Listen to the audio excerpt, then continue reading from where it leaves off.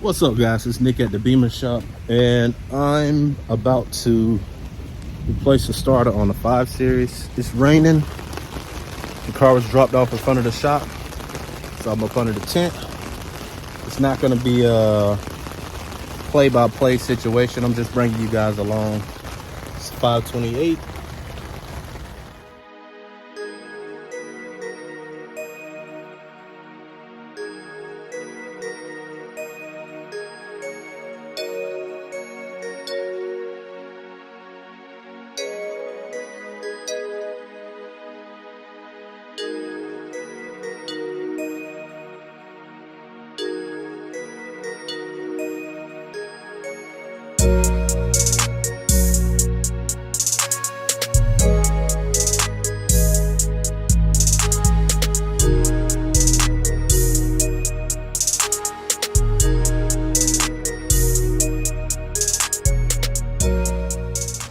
All right, guys, so the first thing I do is remove this cover so I can get to the intake and get the intake out the way. Then start taking this back cowl off with the cabin air filters, which are, there we go, which pop this off. You turn these like a quarter of a turn. You don't turn these all the way, and they pop up. That's the system on all of them. Turn them a quarter, then they pop up. You can take them right off. We're gonna get this air box out the way, and to be honest with you, I like to take the intake boot off right here. It's usually face crazy. You can see that hose clamp down there. This one's not too bad, but yeah, so we can get that, create more space. Make sure you take this off. This stuff is very brittle, guys, and you will have to replace it if you mess it up. Some people rig them up, but we also, I don't know if I'm gonna show it on this video, but we also gonna be doing an oil filter housing gasket and an oil cooler gasket as well. Now would be the best time to do it since we're taking the intake off to get to the starter. Now we get started. All right, guys, usually it screws back here, but most people don't put them back. So you can, let's see, try to do this with one hand. So you can usually get this hose off the way. You just slide it up. See those where the other two go? And you can access those once you take the cowling off. Another thing that get overlooked, it's supposed to be the Torx head bolt right here on both sides. And some people never put those back. So as you see, this car is missing them. So let's see if we can at least get one side on video to show y'all. Turn that. Then this lift up. You can get this out the way. There's 3 more right here. You can turn this one. Sorry for the camera angle. Using my phone, and it's raining. Oh, so you have to take this piece off. So, and then you pick it up from this side and you slide it out. So we can get this out the way. It's raining, so I'm gonna just throw it on the inside of the shop floor. So yeah, now you have access to more space back here. We're gonna take this off. We're also gonna take these Torx off to get this bar out the way. That's gonna allow us to have more room to deal with this intake, because with this intake, I usually don't take it all the way off. So we just have a little more space to work with.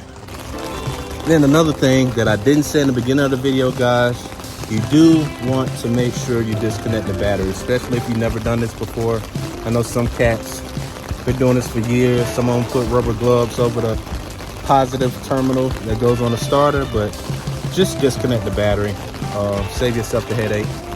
And of course, that's in the trunk on this particular vehicle.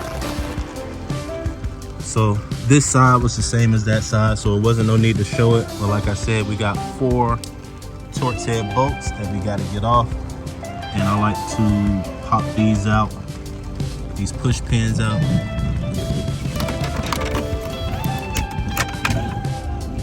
cover off to get the rest of the lines out. Power cables are harnessed really. So now pop these out. So I already took the cover off, getting ready to access the starter once I take all this stuff on this whole side off. This is the oil cooler. It's the oil filter housing. Hopefully you can, it's a tight, all that oil is leaking on top of the actual belt. You can see that screw right there with the oil on there. And the whole front of the motor is starting to get coated with oil. So the belt is still good as of right now. So good thing we're taking care of this. And that'll save you money from buying the belt as well. It's about to start raining again in a little bit. Took the top off of here. Took the hose clamps off where I showed y'all earlier. We're creating a little more space here. I like to unplug the oil pressure switch. These are all the bolts that we have to get to on the intake. You gotta undo the fuel line as well. It's also a good idea to pop this power wire out of that right there, just to get more space. So, and I like to take the rest of this air filter box out, which this will need to be replaced, not because it's so dirty, but it's old. It's changed colors and it's on the dry rotted side. So we'll get that taken care of too. Just gotta take these two torques out right here. And it's usually a clip. You don't have to take that off. It's usually like a push clip right here. And this whole box will pull straight up. Another thing, before you break this hose, move the intake or whatever, I'm not going in order. I just don't want you guys to,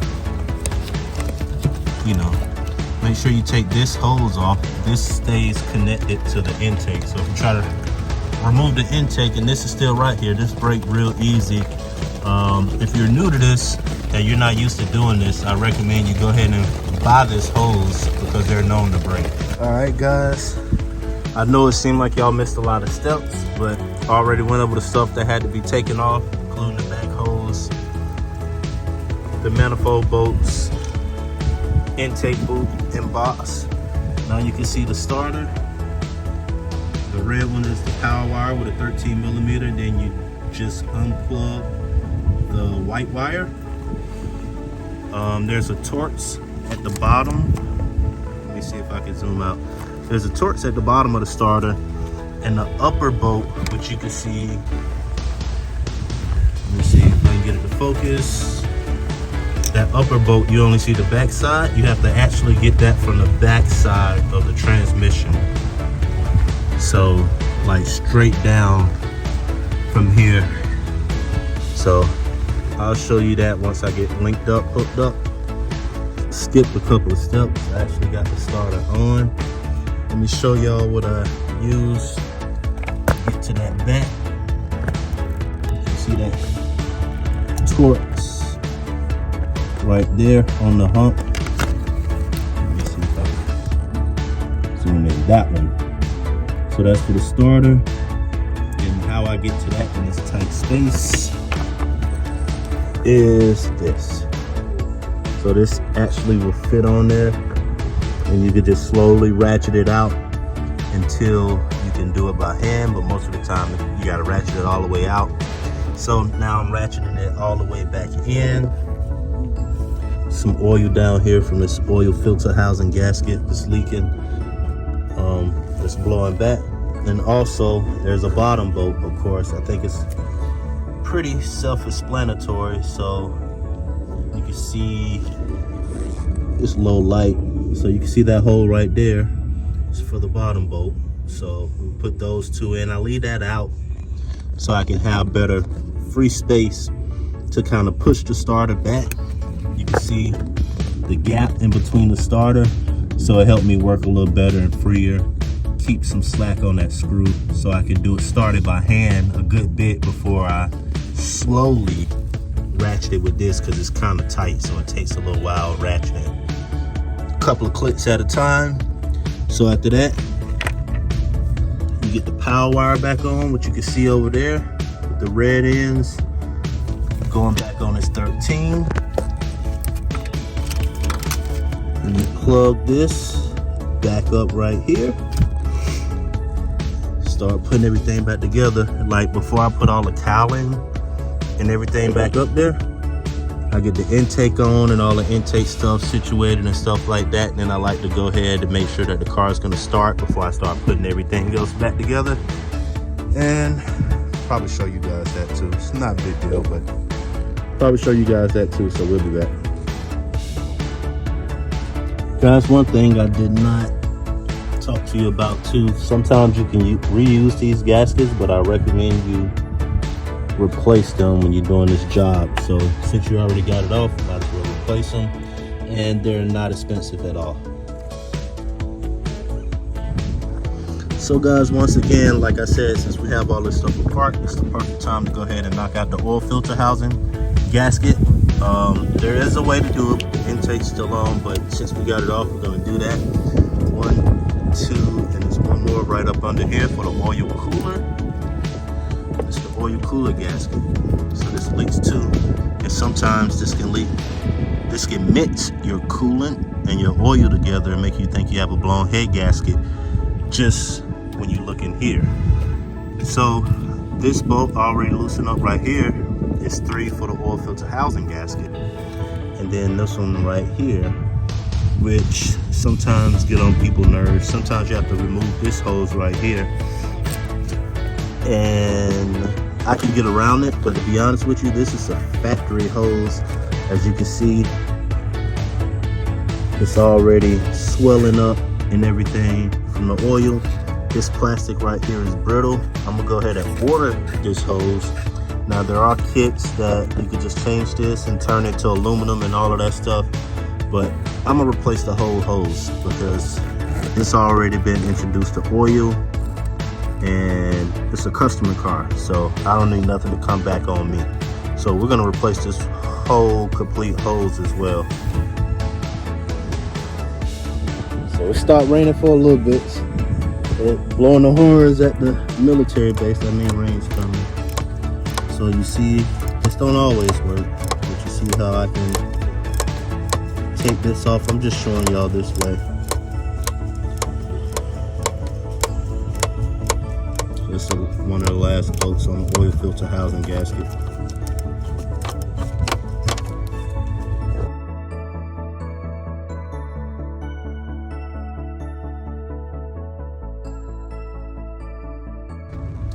All right, we got the bolt out. So you can see that gasket is shot. So this can also mix the coolant and oil itself as well. So you can see oil and coolant passages right there. So we're gonna get that swapped out. This hose is not gonna come in till tomorrow. So I'll probably put everything together and then replace that hose tomorrow. It's kind of late in the day already. All right, so we got it back on. Got this gasket change that's in between here, which is considered the oil filter housing gasket, going back together with the oil cooler gasket right here. Just did a little brake clean so we can see what's going on. We gotta do some more cleaning, but this is not the finished product.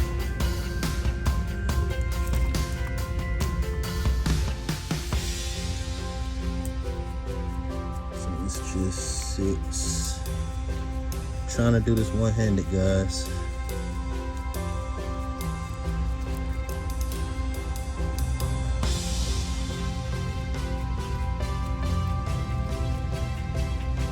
Oh, I probably wasn't even showing it.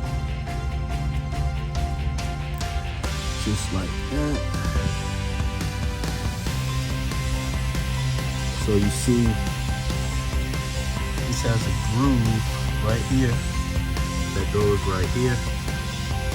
These are the 3 holes. Make sure you get the bolts in first before you tighten them. You can see the bolts trying to leak out, but it's on the bottom, so it's not going to mix at this particular point in time. See, right there. So get all your bolts started before you start tightening. I'm gonna grab a bolt. All right, so we got the bolts on, the holes lined up. And like I said, we're waiting on this to come tomorrow, but this is gonna be easy to get to. That's actually a separate video to be done. So now I can put the intake back on and we'll see if this thing starts before we do the rest of the stuff. I don't remember if I showed y'all, but of course you have to undo the fuel line. You have to undo the fuel line, and you have to unbolt the fuel line right here just to get some more room to move the intake around. So we got the gaskets on. Went ahead and just clip this fuel line back on. Now once again, I leave these loose and get them started first. Sometimes you have to lift up on the intake, wiggle it to make sure all of these are easy. But to make sure these are started first by hand, this one, and it's that last one right there. And then you can start tightening everything down. This is that connection for the fuel line I was talking about that bolts to the intake that has to go back together, but I took it off. I don't think I showed y'all earlier in the video. So just real quick, we haven't tightened any of these bolts up. We got this back on, got the boot slid back on, front and back. And make sure you line, see that tab? Make sure you line that tab up just like that so you know it's in the right position. Make sure you hook your mass air sensor back up. Route this back. This is for your brake booster. Without that, you ain't gonna have no brakes. And so you put that back on, and as you see, all the stuff at the top is still not connected or replaced. So now we're gonna see if this thing started up and go from there. Actually, it needs to jump right now, so we're gonna jump it off. So I want to do a year review. It hasn't been a year yet. You probably can only jump a car off, I say you can use this 2-3 times max, but compared to those bigger jump box, they usually last a year, and after that they're gone. They don't, they don't do anything no more. You can try to jump off one car and they won't do it. So I think I'm gonna do a year review on this. I like it so far, and I haven't had any problems. The only thing I hate about it, it takes forever to charge. So, but other than that, it's been doing good. I don't care. I done had snap-on boxes, all the other jump boxes, big, small, whatever. They don't last at all. So let's see if this thing gonna start. It's probably take a minute. Purge the fuel pump.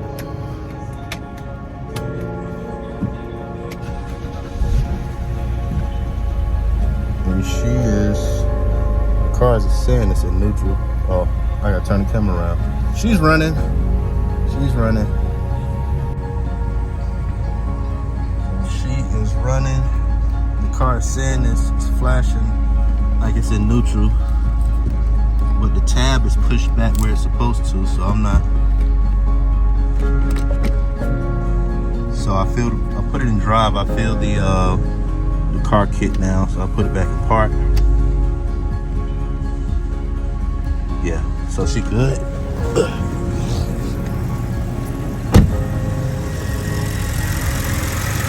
So as you see, she is running. See the belt turning. Now, other than that, guys, I don't know anything else about this car. I never met this customer. Like I said, I was out of town and it was in front of the shop. I talked to him over the phone. They gave me the green light. They had his O2 sensor pushed all the way in. But right now, I use this opportunity to make sure everything's connected, which I should have did before, but I'm trying to get this car done and go home. And it's been raining on and off like crazy, so this video is taking longer than what I thought. So that's it. She running. There's no need for me to show you guys me putting that stuff back together. It's pretty easy. You saw me take it apart. It go back on just as easy. So that's it, man. We're gonna get out of here. And oh yeah, turn this take this jump box off. So what I will do, like while I'm putting those other covers up, connecting all the rest of the cabin air filters, while I'm doing all of that, I'm gonna let the car run and charge itself. Like I said, the battery's dead. I didn't test the battery, I just know the car came in, it wouldn't start. She said she drove in somewhere and came back out and the car wouldn't do anything. So it's kind of typical with these E60s. And that's it. So we're gonna get out of here, guys. Y'all be safe. We'll catch you on the next one. Later.